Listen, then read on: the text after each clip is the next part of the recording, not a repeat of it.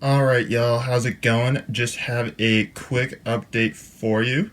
So it is Friday. We had a snow day today. Work canceled due to the tremendous storm we had come over yesterday afternoon and all night. Still going hard.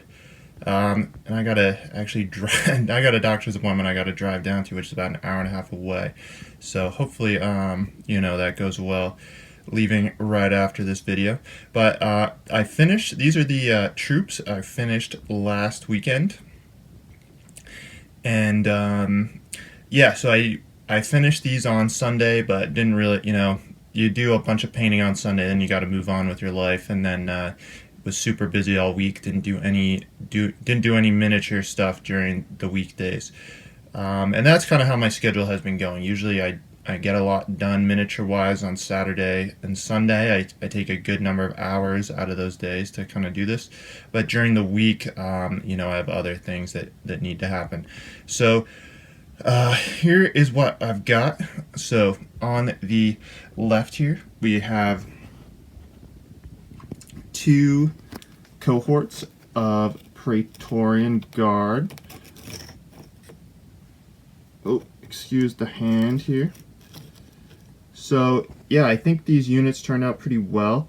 So I painted about 10 figures were already painted, and then I added another 24 or so figures. So with these troops, they're a mix of Victrix and Aventines. I won't. I guess I'll keep things short. I'm not going to do a full history of like the Praetorian Guard and stuff. But yeah, I think these guys turned out pretty cool. So I did put some tribunes in there, as well as like the centurions.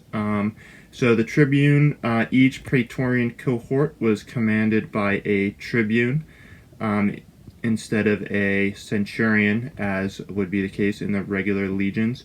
I did do the pilum, the pili, and the standards and stuff with this red and blue striped pattern, and that is based off some monuments and stuff. If you look at them, they're not in color, but they do have these stripes on the pilum.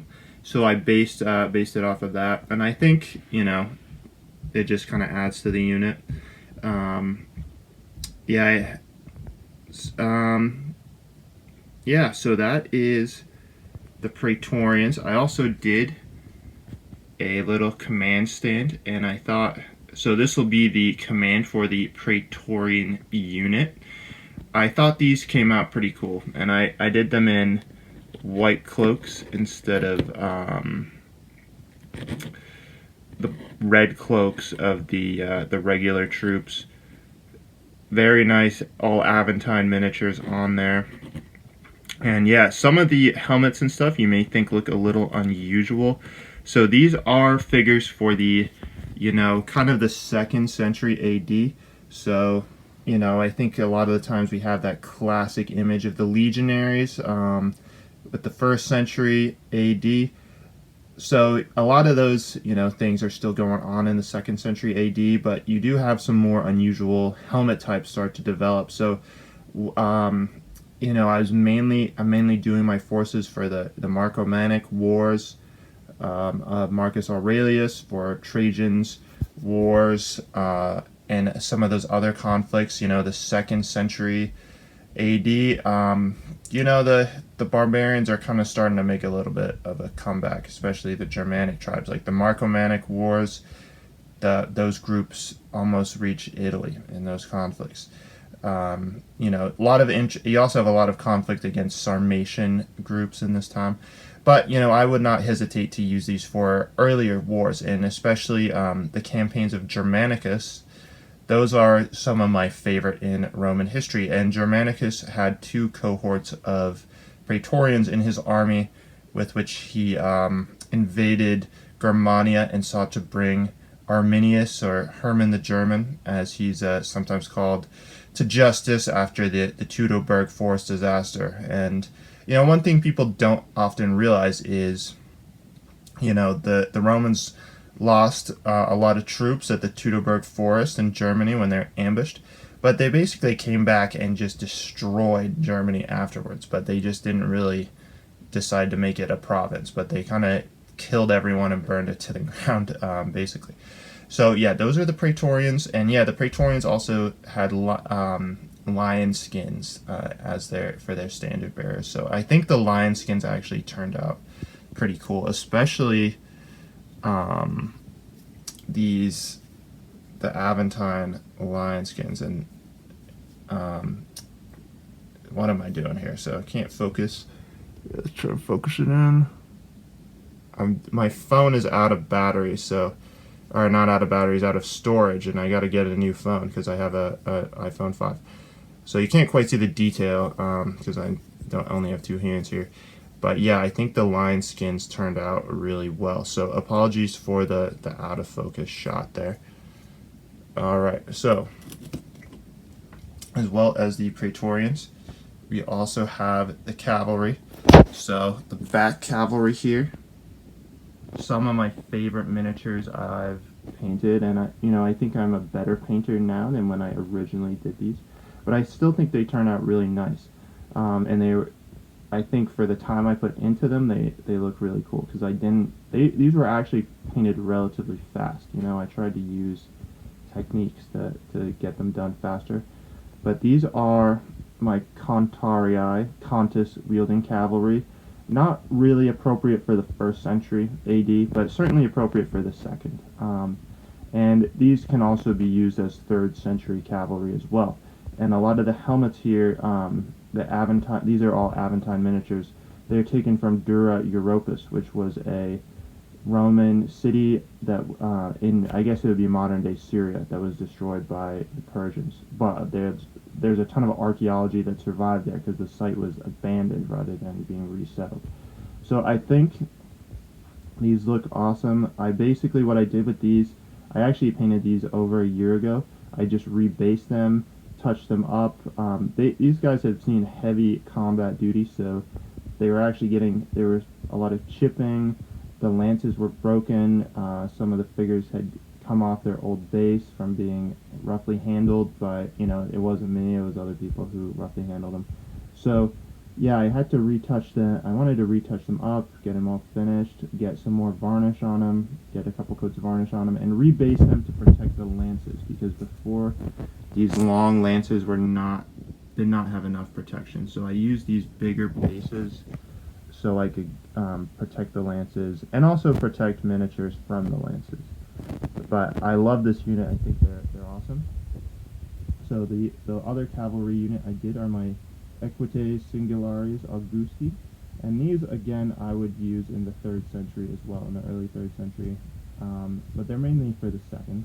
And the Equites singularis were like the emperor's elite horse guards, often recruited from the Batavian tribe, which was a Germanic tribe who lived on an island in the Rhine River.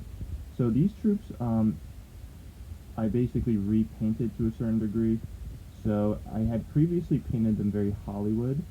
They had a lot of black equipment. Basically everything was black except for the armor and yeah, it was all black. And I did a Hollywood style look, and what I realized is that Hollywood look, I didn't want to bring them onto the table, because they looked kind of cheesy to me.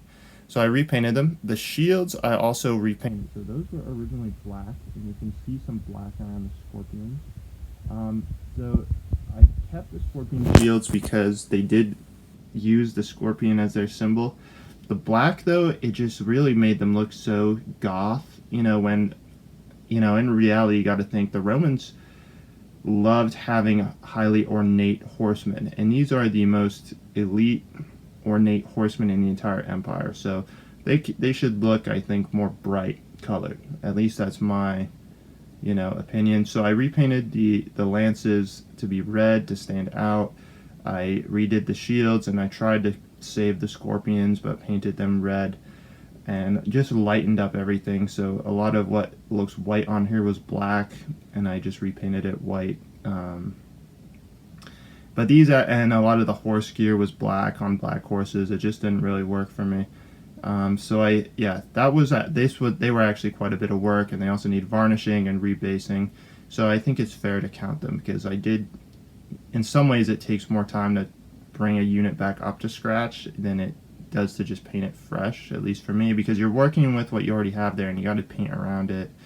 And I have better techniques now for painting, but so this is what I've gotten done. Probably going to be another week before my next video, and also so hopefully going to try and get something different painted this weekend. I do want to mainly continue on with the Romans. Next up, we got another, and excuse my horrendous desk, I got another 12 of these guys ready, Roman cavalry, who are going to work for the early imperial and mid imperial period. The French and Indian War stuff, it's like I really got to do it. I left it on my desk to shame me, but I just don't also want to do it. So I don't know. I guess we're just going to try and get it painted by the end of the year. But I don't know. We're getting to some serious rambling here. So 12 more Roman cavalry to paint, 6 to rebase to be more flexible for possible other systems. But this weekend, I've got to drive down to this doctor's appointment, which is an hour and a half away. I'm probably going to stay at my parents' house, and they have a heated garage and I don't, so, or, they don't really heat their garage, but it's like got heat from the house in there, so it's like above freezing. So I prime a lot of miniatures there. I got some stuff I primed down there earlier, which is kind of totally different than anything I've painted on the channel before. It is all historical, and it is all in the medieval period, so nothing crazy. But I'm gonna paint a different kind of troop this weekend, hopefully. And I'll see you in the next one. And again, my brain is really in 100 places today. It's been a long week, but in a week I will be on the Medieval Wargaming Warriors podcast, so that's coming out next Friday. So I'm excited to be on that one. I'll tune in today, hopefully, when I get back from the doctor, and then I'm a guest on that one next week. So that'll be exciting. So this video is already like 3 times as long as I intended. But have a great weekend, and I'll see you in the next one. I have been watching videos as well. I just haven't really been commenting because I've been very, very busy. So have a good one, and see you around.